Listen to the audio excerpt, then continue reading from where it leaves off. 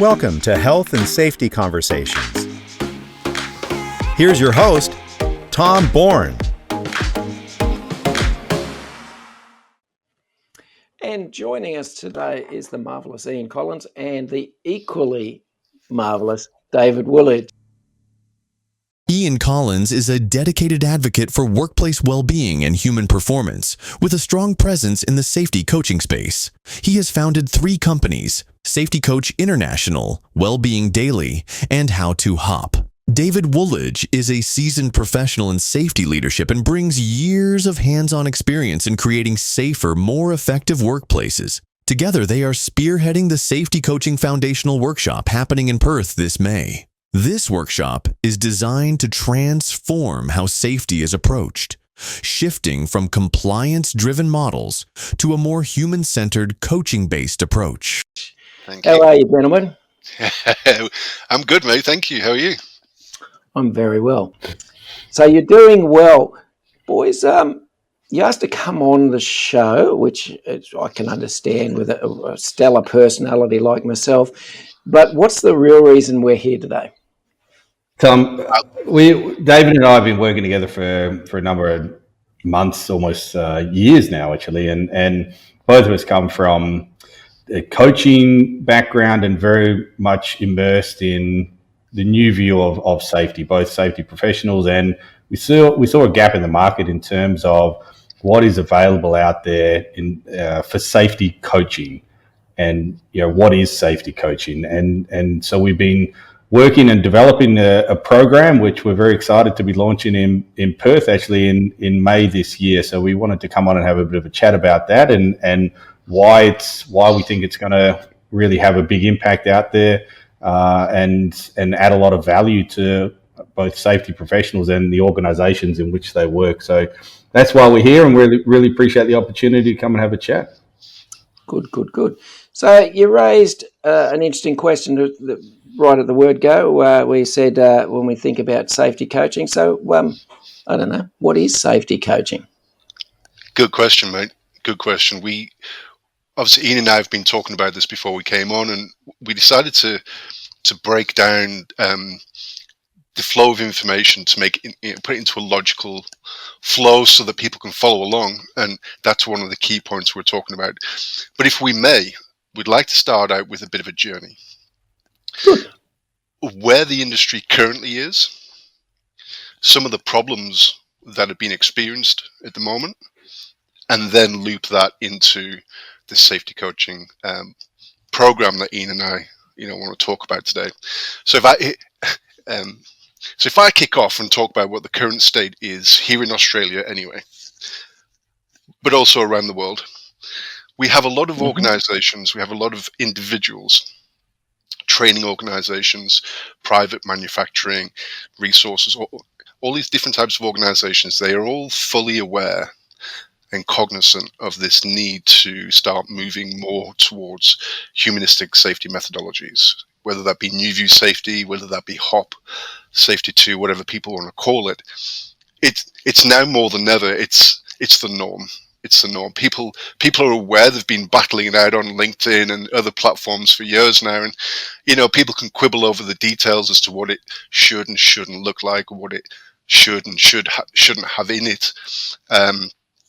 But the bottom line is, it's fully recognized now that there needs to be more consideration for the humans in the safety system. So if we start with that as the basic premise, and the fact that there are organizations all around the world now providing knowledge and information and training for these safety leaders and for these individuals to educate them as to what that could look like and how it's worked in other industries. And, I think the general awareness around the world, especially here in Australia as well, is that, yes, this is a direction we want to be heading in. We're not 100% sure, what the parameters are, what the outlines we know are, or exactly what it is, but we know we need to be doing something in this general direction.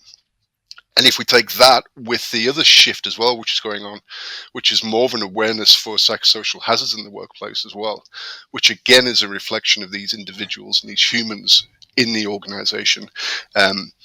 we can see this big picture which is emerging, which is we need to move away from purely compliance, and we need to not get rid of it. It needs to stay there. It's a valid, important part of the system. However, we also need to have an equal amount of appreciation for the human beings that are in our organizations, and those that lead the organizations as well. So if we can all agree that that's a bit of an overview of the current state of the safety in Australia at the moment. Is all that a fair statement?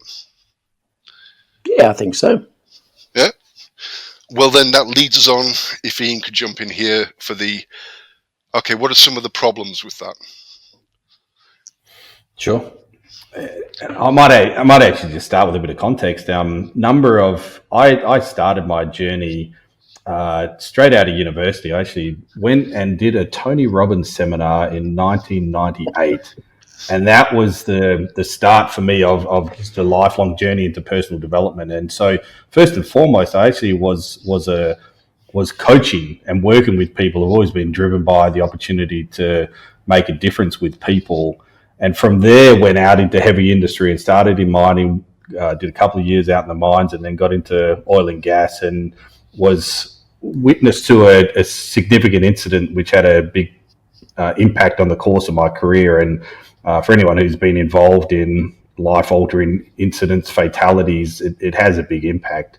And so went off and got into the world of HSC, again, driven by wanting to make a difference. And all of a sudden, these two worlds of coaching and safety came together. So I thought, okay, I'm going out on my own and started my own consulting company. And so I thought, what is it? It's safety coaching. And that is still the name of my first consulting company, Safety Coach International. How I met David was that he had actually wanted to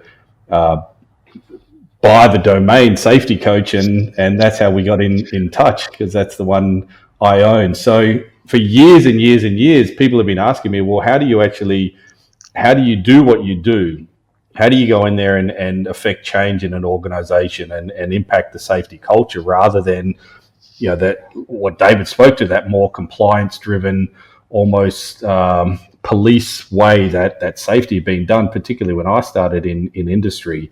And so this course that we've developed is the culmination of years and years and years of practice into what makes effective safety professionals, what makes effective leaders when they're trying to implement and affect change in an organization from that safety perspective. There's some good things out there in the market, but the more mainstream that this new view perspective, this human and organizational perspective lens through which we can now look at things, that is very much human centric rather than compliance driven. How do we now implement and integrate those concepts and those principles into an organization? So that's primarily what we're helping individuals and helping companies to do is how do you actually coach others? How do you actually coach others that's going to create sustainable change within an organization? Good. David, anything you want to add to that? Yeah, also as well, around that, there's a misconception as well as to what actually a safety coach is.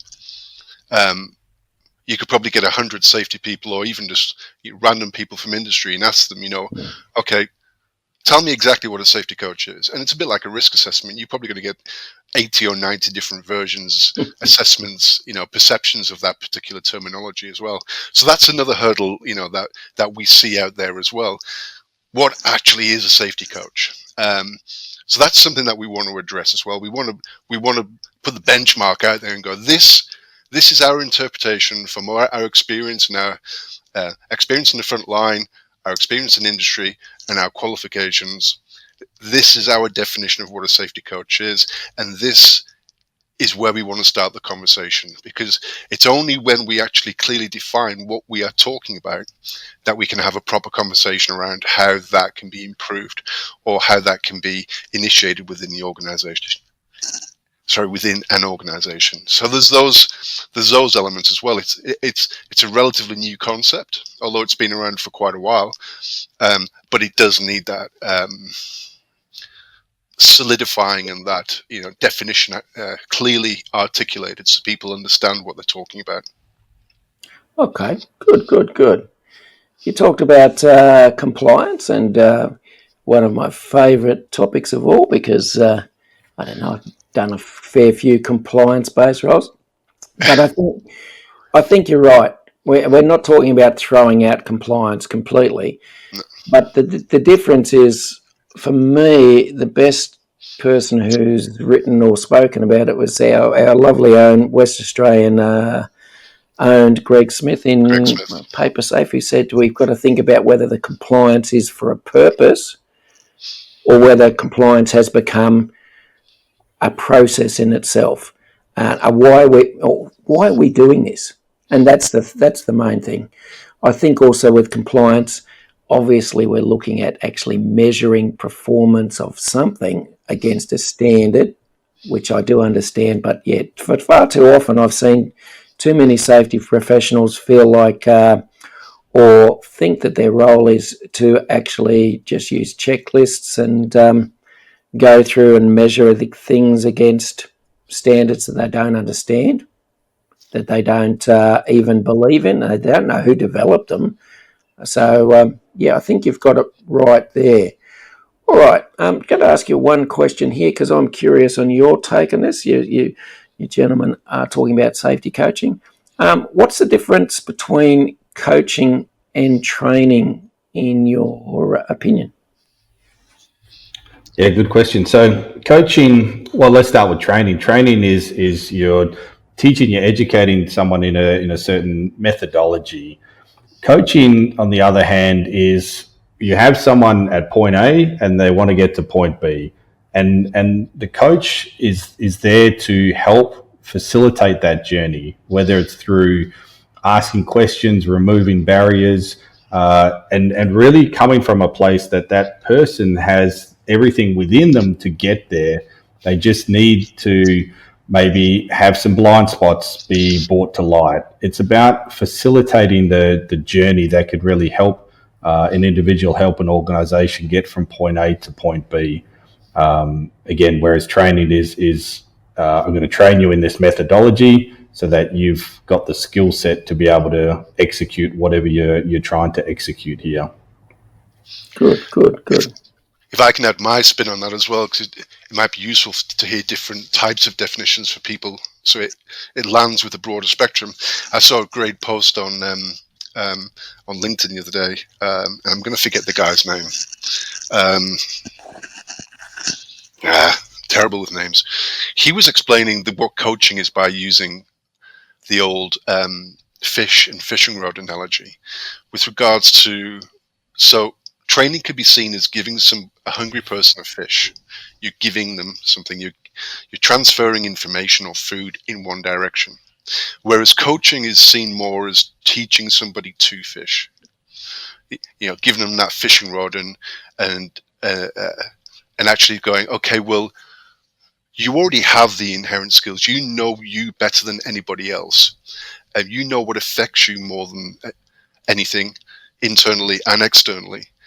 And you know what your strengths are, you know what your desires and wishes are. Let's clearly lay them out on the table so that you're aware of them. Let's work on any improvements that you might need to do.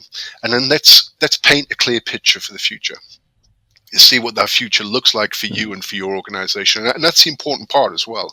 When we're talking about coaching, it's not, especially safety coaching, it's not purely the development of the individual, although that is important. It's development of the individual in the context of the organization. And if we want to narrow it down even more, it's a development of the individual in the context of the organization through the lens of New View Safety. So we can sit down with individuals and we can say, taking all these different layers into account, what do you want to achieve?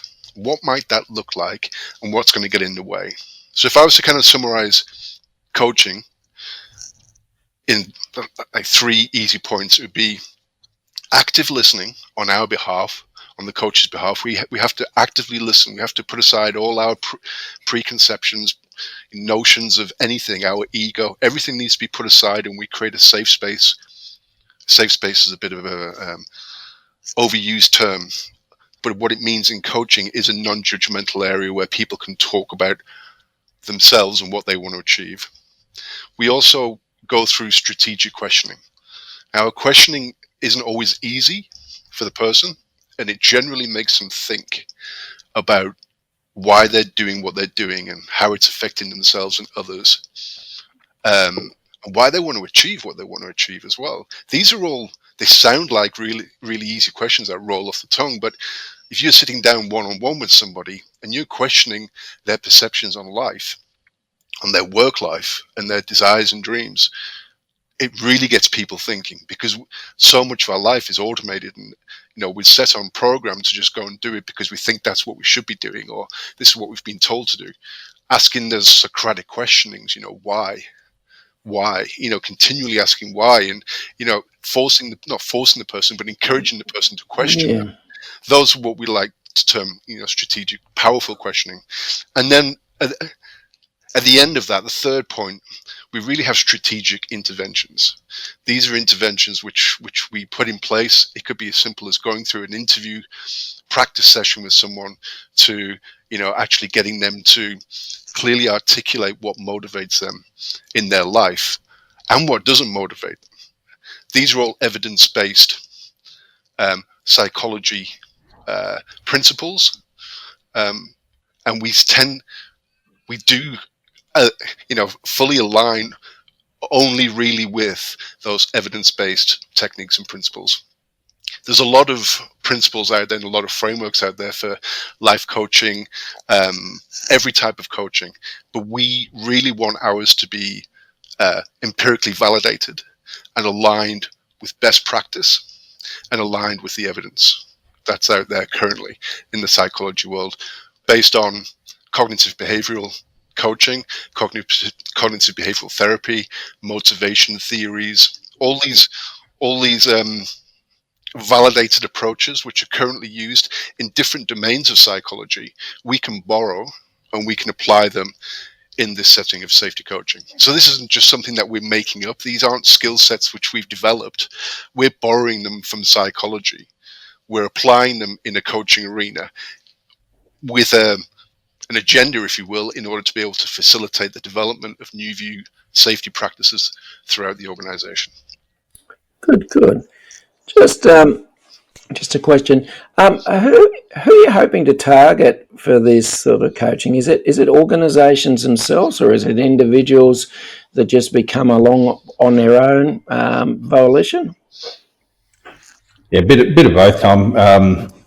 Certainly there's going to be, and we've already received a lot of interest from people out there in the safety space already, safety professionals, advisors, who want to take their effectiveness to another level.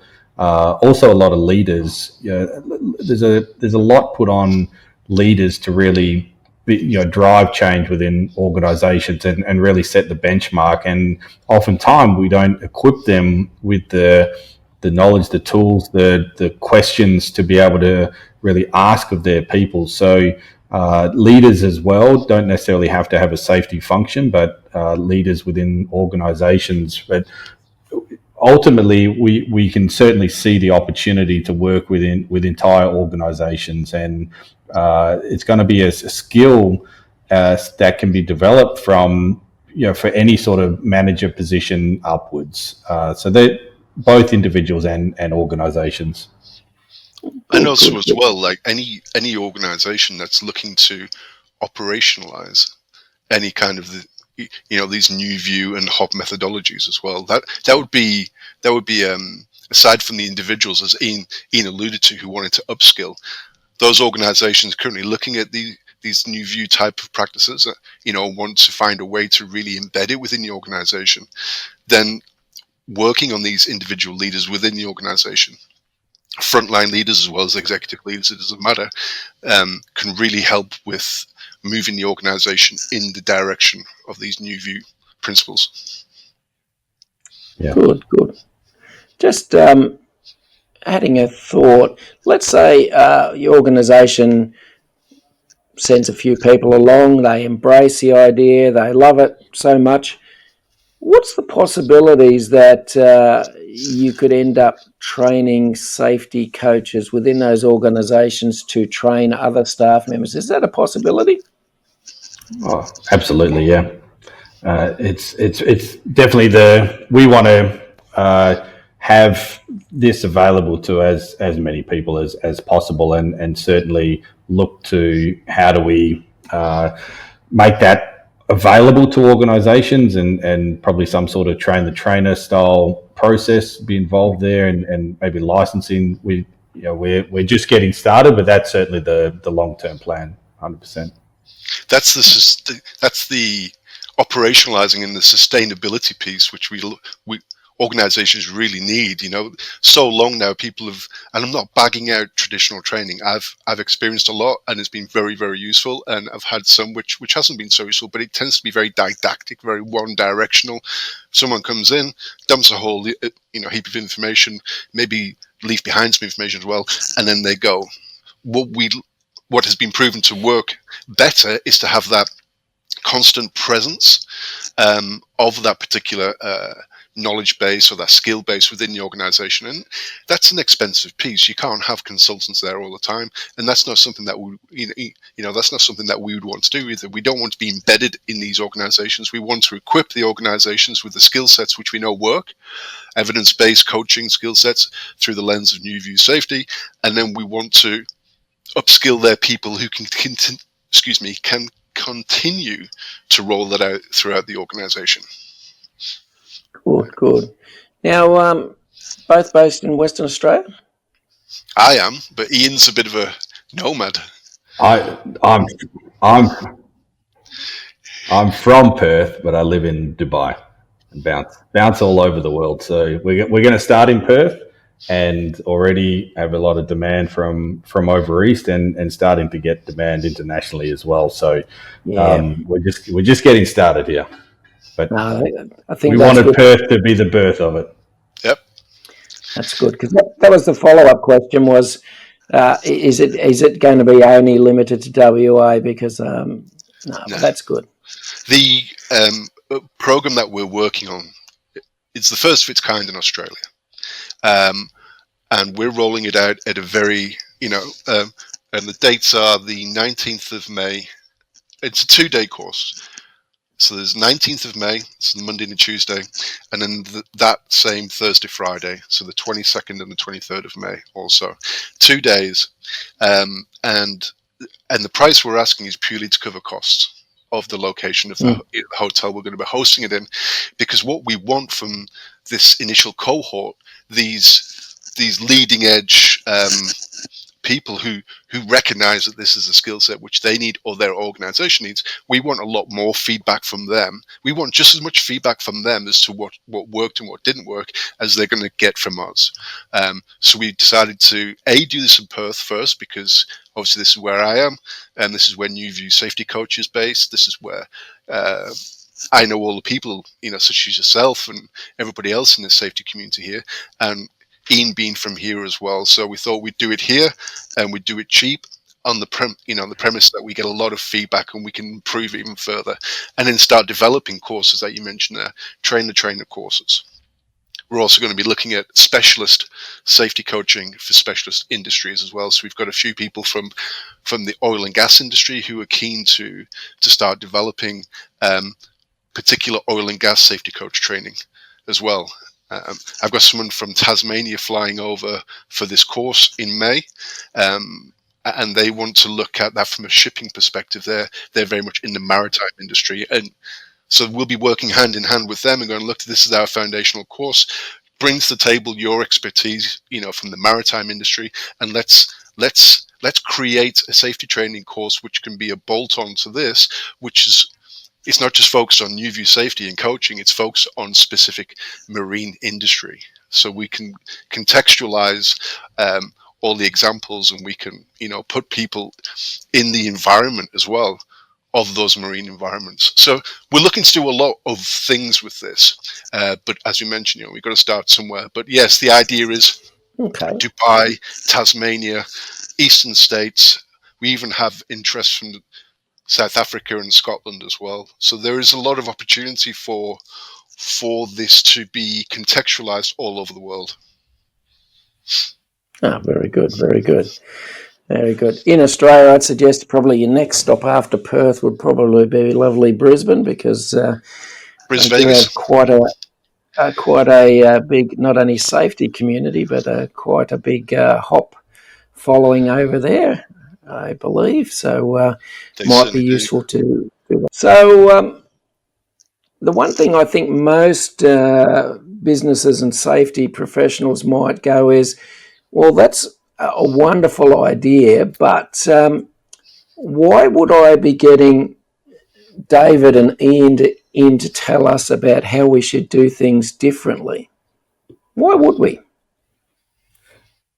Great question, Tom. And the main thing is the years and years and years of operational experience. It's one thing to be understanding of these concepts, but to have the many years of actually operationalizing them within organizations. So I mentioned earlier, I started in coaching. I'm actually a master coach. Spent many years coaching individuals, companies all around the world, and come from heavy industry myself. I spent years working on drilling rigs, both in mining and oil and gas, and started my first consultancy 2011.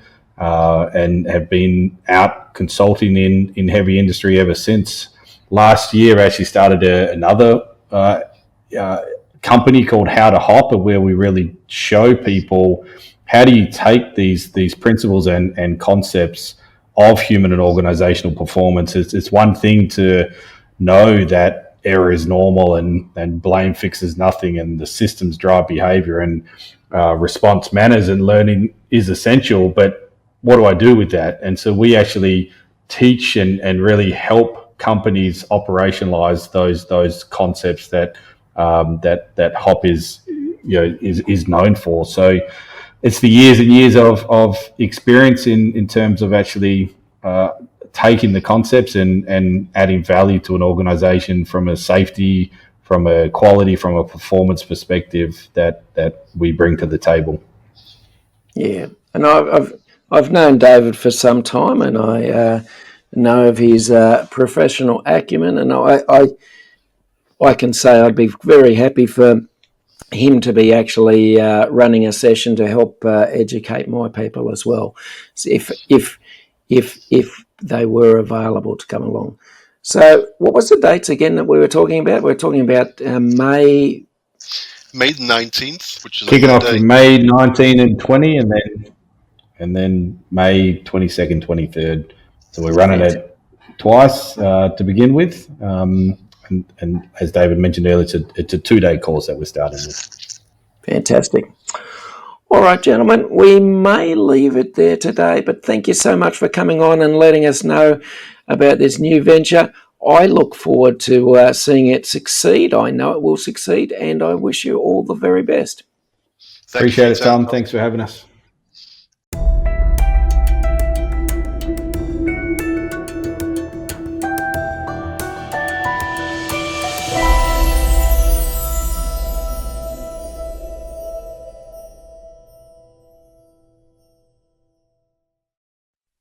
Thanks for listening to Health and Safety Conversations with Tom Bourne.